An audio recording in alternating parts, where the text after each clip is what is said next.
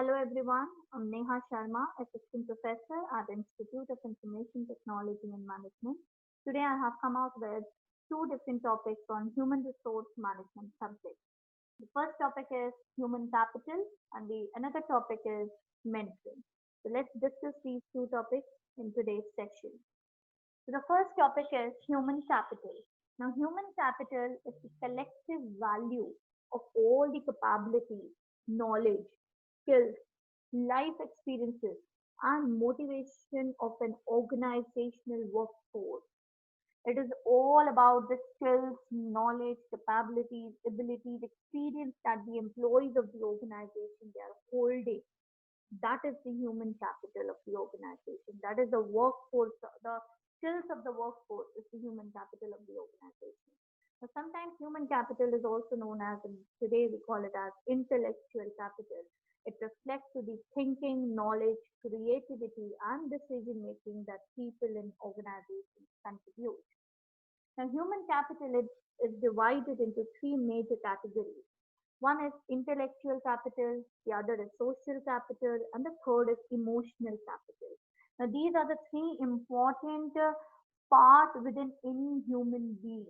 So, when we talk about human capital means, as I said, the skills and capabilities of the entire workforce of the organization.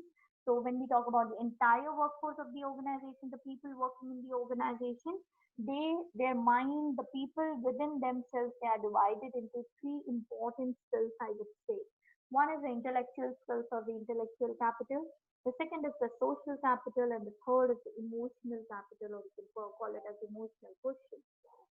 Now let's talk about these three different capitals under human capital one by one. So, intellectual capital is basically the intellect of a person, how logical the person is, how mindful the person is, and how the person is using its rational and logical thinking, how well the person is responding to the situation, how proactive or reactive he is, and how successful he is in accomplishing his targets and performance.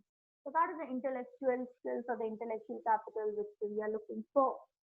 Next is social capital. Social capital is how strong you have the relations within the organization. I'm talking about the professional relations in the organization. Even if you are in one of the organization, but you know people from different organizations and different competitors organization, or even when you talk about the people within the same organization, are you aware of who is working in different departments, and do you have a good bond and relationship with people at the professional level within your organization? And yes, if within your organization, then the next thing is, do you have a good network and relationship with the people in the competitors firm and in the entire industry altogether? So this is the social capital which I'm talking about, which is one of the important capital today within a human being. You need to develop your network. You need to develop a good bond and relations, professional relations in the organization. So that is also one of the talent, one of the skills. Next is emotional capital. Emotional capital is basically the ability to command respect by building relationships, or the ability to get along with people easily, ability to control your own emotions at the workplace, and ability to identify and regulate the emotions of the other person within the professional scenario. It is like, I would say, there are different elements. The Goldman has come out with the term emotional intelligence, and it talks all about, I mean, not something logical or relational. It is all about significance of one's own emotions in your life and how well you are controlling it. One experiences that, however mentally stimulating one activity could be, it would certainly have its emotional backdrop. So, in other words, everything I would say in life may not be just be how one thinks about, but also how one feels about. So, though one tries to rationalize one's action, but the emotional content of such action cannot be ignored. And as a human being, we all have a lot of emotions and we take care of those emotions, and the emotions does not have any boundary. They carry themselves and the workplace also, and we also carry our workplace emotions to our family also. So it is like it is very much necessary to have that balance in your life, that where to use your emotions and how your emotions are helping you in guiding your thinking process and your behavior in your life. That matters a lot. So that is also one of the skill. That is also one of the ability that should be there in a human being. So a human being, a perfect human being, should comprises of intellectual capital, a balance of social as well as emotional capital. That's all about human capital, the very small topic. Now let's come to mentoring, one of my favorites.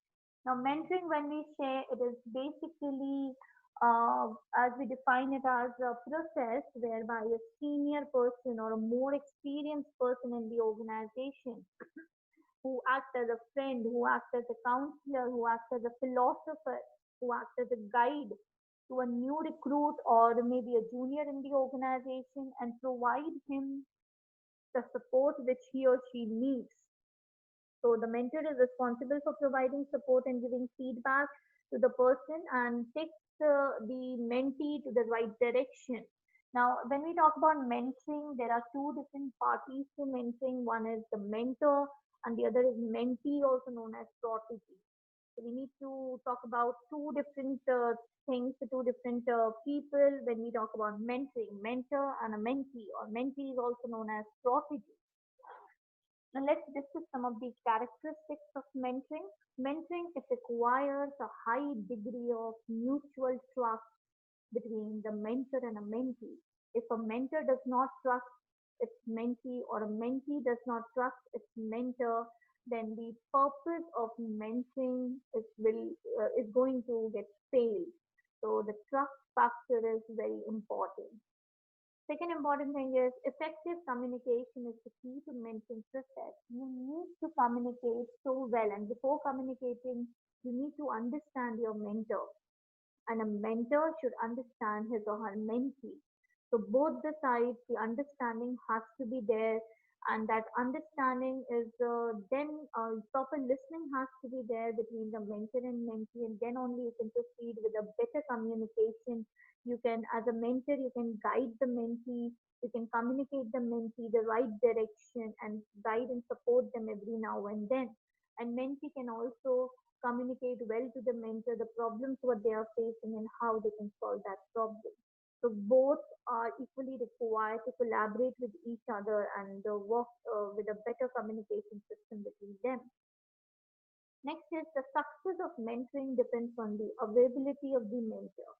The mentor should be free and available to the mentee whenever he or she needs. Then only the purpose is going to get achieved. It is a systematic process of building a partnership within the organization. And if we say a true mentoring, it not only lies within the boundary of the organization, but it also goes beyond that boundary of organization. And mentee and mentor, they are so comfortable with each other that mentees also share their personal problems with the mentor and get the right direction in their life. Self-esteem and confidence is necessary for effective mentoring, and that too for both of them, especially for the mentor. The mentor needs to be high in self-esteem and confidence, then only he'll be able to guide his or her mentee in a better way. Mutual respect, again, it is required in that partnership and that relationship between a mentor and a mentee. Now let's discuss some of the benefits to the mentee in that mentoring relationship, in that mentoring partnership. The mentee, the first benefit is it receives guidance and support from a respected member of campus community. A respected member of campus community means in that community, in that organization, in that environment, the one person who is a senior in the organization, who is quite respectable and renowned in the organization, who is a senior to this organization, the mentee is receiving a guidance and support from that person. Second important thing is professional development opportunities. Definitely, the mentor is going to guide the mentee in his or her professional development opportunities, and it provides the right direction to the mentee to develop their career. Next important thing is the mentee will be able to get their confidence increase, their self-esteem increase, and they will be better in performing their job in the organization. For mentee, increased institutional knowledge and understanding of how the campus works, how things are get done. So mentee is able to know all the details and the basics about the organization, maybe about the work, about the industry in which he or she is working, the department, and how the things are going to be done in the organization or the best way to carry out the work. So everything the mentor is going to guide to the mentee. Also, the mentee has a greater awareness of other approaches to work because here, when you have a mentor in your life, you not only focuses on your own approach which you follow, you may get a better and a sincere approach to work on from your mentor. So that is again a benefit to the mentee. Next is it builds a network of colleagues and expanded knowledge of different areas of the organization. The mentee will be able to develop a good professional network with the help of mentor because the mentor is a very senior person in the industry in the organization. So with the help of mentor, the mentee will be able to know many other people in the industry through their own professional network. Mentee will be having a confidential sounding board for ideas and challenges. Mentee will be more confident in putting up and implementing new ideas because he or she has a support of his mentor with him. And the mentee will be confident enough to face more challenging jobs and better challenges at the workplace because he or she knows that there is a mentor behind who is there to guide him or her in the right direction. So these are some of the benefits of mentee. Now let's discuss some of the benefits to the mentor. It provides, for mentor, it provides fulfillment and satisfaction of helping others and contributing to the development of colleagues. When you are being a mentor and you are helping and guiding people to achieve their goals, to achieve success in their career, it gives such a sense of contentment, a sense of fulfillment and satisfaction when you are helping others. So this is one of the benefits that a mentor may be feeling a sort of an accomplishment in his or her life. It extends network of campus colleagues and builds community. Again, as we talked about in case of a mentee, in case of a mentor also, it helps the mentor to extend its own professional network with the help of mentee too. So it is both the ways. Mentor supports use and development of key competencies leading to growth. Mentor is going to use the support of the mentee and also provide the support to the mentee in developing the key competence leading to growth for the mentee. And meanwhile, yes, a good mentor is always a good learner. So he or she will also be going to learn with the mentee. It encourages examination of the status quo and alternative possibilities, definitely yes. And it also encourages renewed ideas and perspectives on one's leadership role. The mentee will be able to develop and identify its own leadership role and different approaches which he or she can use to guide the mentee. So these are some of the benefits of a mentor. Now, what are some of the benefits of following this mentoring approach within the organization? What are the benefits to the organization altogether? It facilitates growth and development of high potential leaders because there are many employees in the organization who have a high potential, but they need proper guidance. They need proper uh, uh, guidance and they need proper direction in their career. And the moment they get a good support and proper direction, they can reach the pinnacles and heights in the organization. So it actually the mentoring process where the seniors are guiding the juniors in the organization and there is a great and strong bond between them and it's helping them to reach to the point of success and achieving the goals of the organization along with achieving their own personal goals, it will actually lead to miracles in the organization. It will facilitate even the growth and development environment in the organization. Another important benefit to the organization is it demonstrates visible commitment to staff development and continuous learning. As I said, yes, there would be a continuous learning environment in the organization, the environment of commitment, the environment of development in the organization, because the seniors are there to guide the mentee to take them to the heights, and the mentees are there to learn and develop themselves in their careers. So it will actually be beneficial to the organization. It will help the organization to overall improve the productivity, to overall improve the performance of the organization, because ultimately the performance of the employees are going to rise. It would be raising the bar, and that will actually affect the performance of the organization in a positive way. Transfers and maintains institutional knowledge. Yes, the mentees and mentors are going to share the standards of the institute, the knowledge, the basics of the institute, of the industry, of the organization altogether. So it helps in setting standards in the organization. It fosters an inclusive, diverse, and collaborative environment throughout the organization. It leads to all the people sharing their knowledge, working together in a collaborative way, and they are properly coordinating the activities and working towards the goal, achievement of the goals of the organization. So I think there won't be any better things in the organization than this, having a good mentor-mentee relationship and following that mentoring approach in the organization. Now, these are some of the characteristics of a good mentor. A good mentor should be definitely approachable and welcoming, because it very much depends on the mentor how much the mentee is going to learn from that mentor. If the mentor is approachable, available to the mentee whenever he or she requires, and you have a welcoming approach, being a mentor, you always welcome the problems and you always welcome the mentee to come and ask questions and approach them whenever there is a problem. So that's the best thing in a mentor.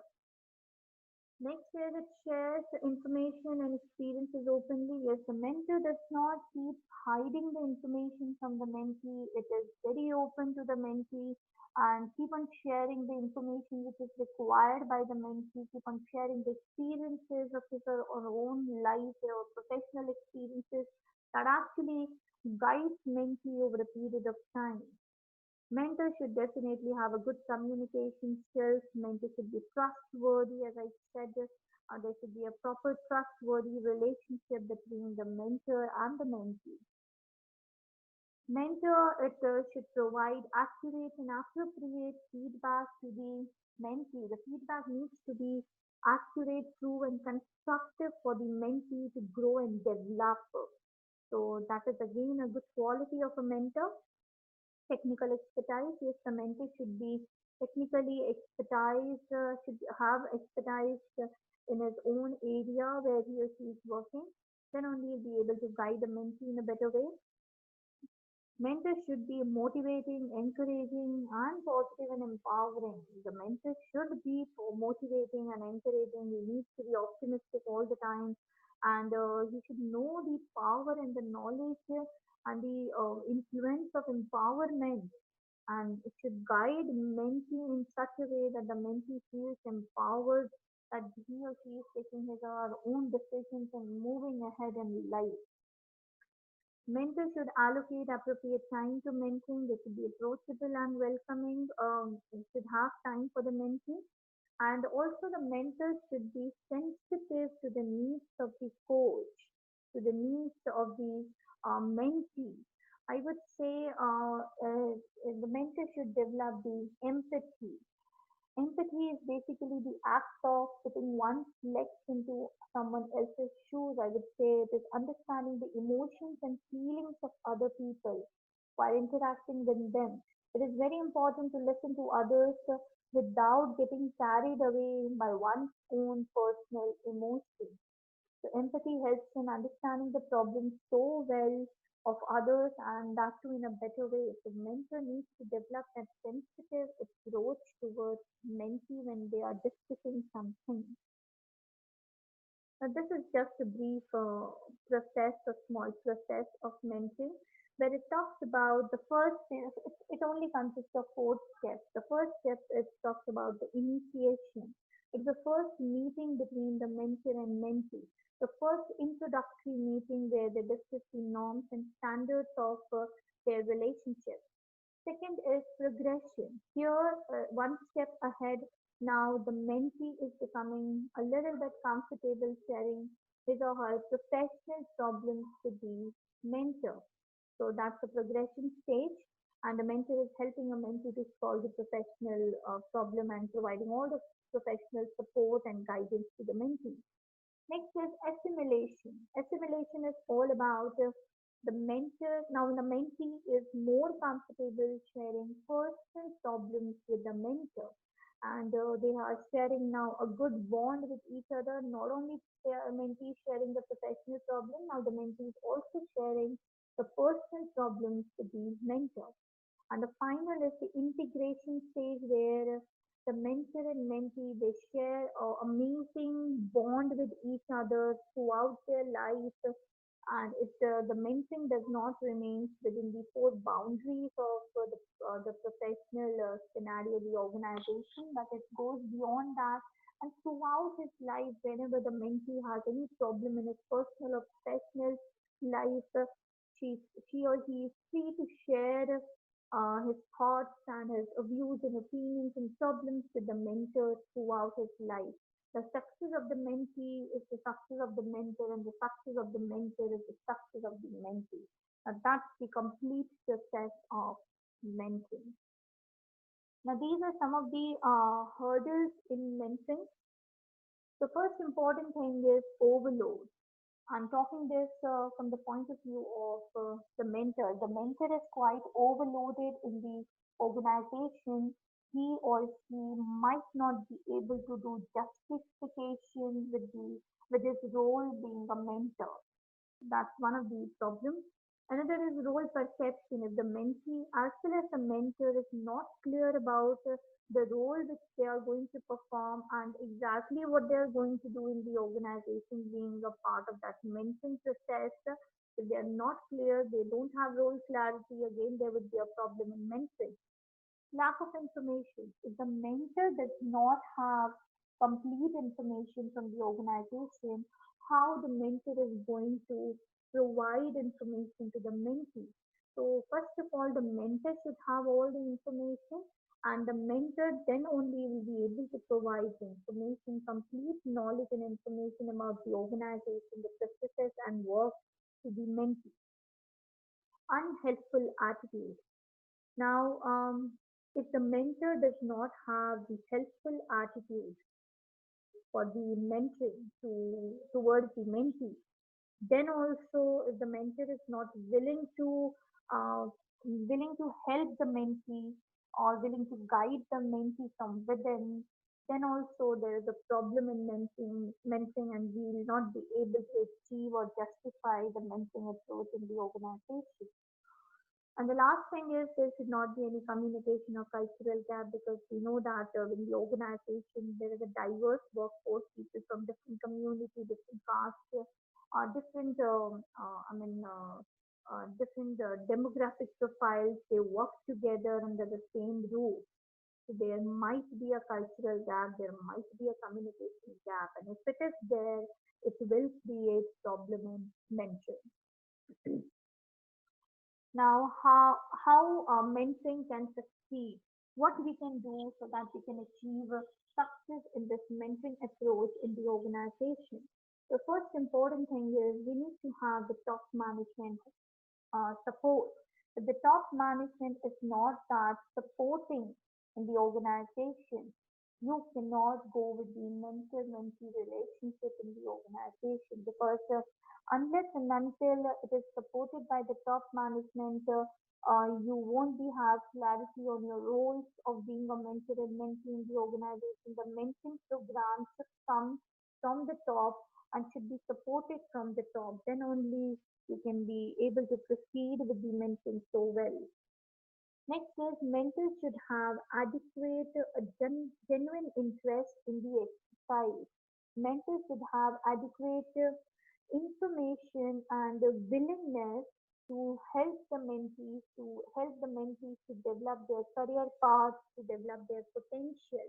If they are not willing to do that, they're only doing being a part of the organization as their duty, then it will not serve the purpose. So if a mentor takes genuine interest in the exercise, definitely it will help in succeeding in the mentoring process. Individual ideas are respected.